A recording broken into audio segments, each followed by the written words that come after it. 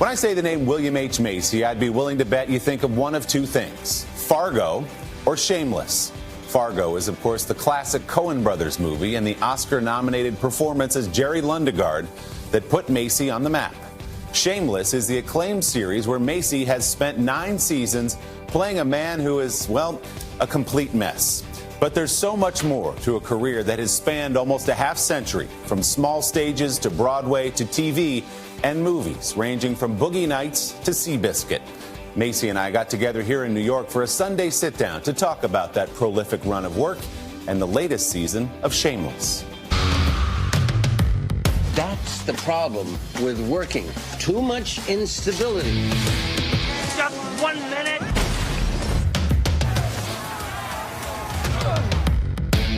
William H. Macy has at least one thing in common with his character Frank Gallagher. Frank is a very hardworking guy.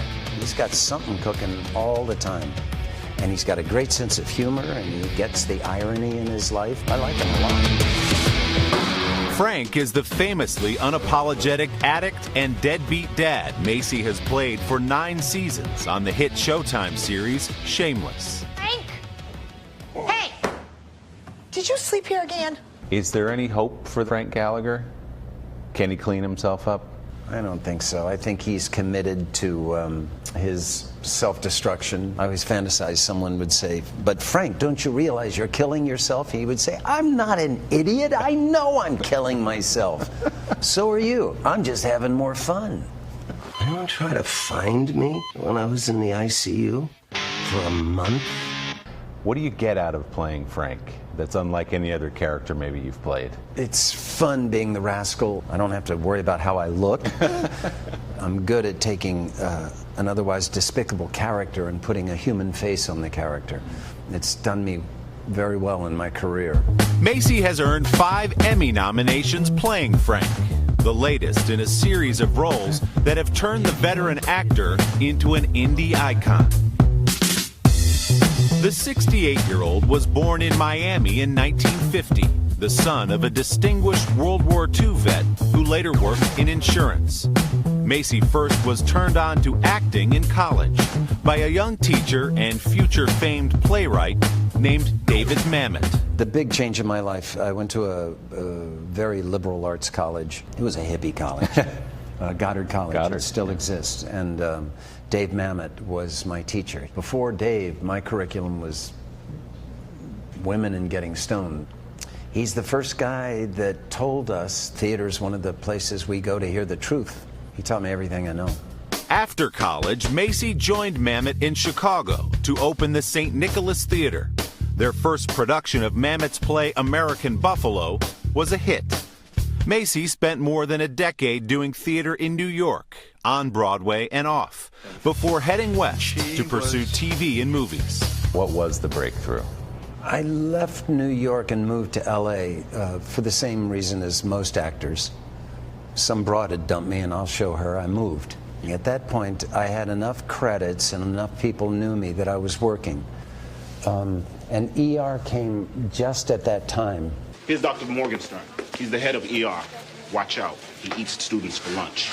They were good as gold to me. I could smell it. Yeah. You know. And then finally I got Fargo. Mr. Lundegaard? Yeah. In that iconic 1996 dark comedy, Macy played Jerry Lundegaard, a car salesman who hires 2 cons to kidnap his wife. Everything I read about you auditioning for Fargo says you really wanted that role. You knew what that movie could be, and you pursued it with the Coen brothers pretty hard. What did that entail exactly? I went in and I read, and Ethan said, "That's real good. You want to go out and look at Jerry Lundegaard?" And I said, "Yeah." And I knew I was born to play that role, even though it described a much different looking man, a little older and portly and balding. Then I found out that they went to New York. So I got my jolly ass on an airplane and I crashed the audition. I said, "Ethan, you give this to somebody else, I'll shoot your dog." He'd just gotten a dog. I don't recommend that, folks. That's not a good thing to do. Don't, for you actors, don't do that. But it struck his sense of humor. This is my deal here, Wade. Yeah. Macy's unforgettable performance in Fargo earned him an Oscar nomination. And after all those years of auditioning, he suddenly was in demand. Like you said, Stan, they're calling the shots. I had read Boogie Nights. I was shooting somewhere, and they sent me the script. Macy met with the film's director, Paul Thomas Anderson. I met Paul at the Formosa Cafe. I had all my ducks in line to pitch myself for it. I couldn't get a word in edgewise. I mean, Paul started talking about how he was going to shoot it and everything, and it was one of the great moments of my life. I went, oh, dear God, I'm not auditioning. He is. I've got this role. That's when I thought, okay, things have changed. Who's Dirk Diggler? That's a new, good-looking kid, Eddie, at the club. Good name. The same year Boogie Nights was released, Macy married fellow actor Felicity Huffman after 15 years of dating. The pair first met in a theater company back in New York. Today, they have 2 teenage daughters. And isn't it fun to meet someone so early in your careers and sort of rise together? Yeah, it's... our marriage is sort of a fairy tale marriage, I gotta say.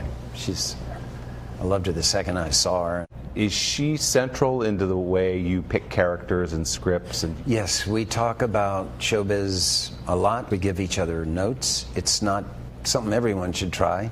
Is she tough on you? Yeah, she can be tough. I can be tough too. But we met in the theater, and that's really at the core of our relationship. Over the course of nearly 50 years of work, Macy has earned his place among Hollywood's favorite actors. I used to make this joke that when I started my career, I wanted to know, what does this say about the human condition? And then later in my career, I said, how much will I get paid? And now I just ask, will I have to get wet?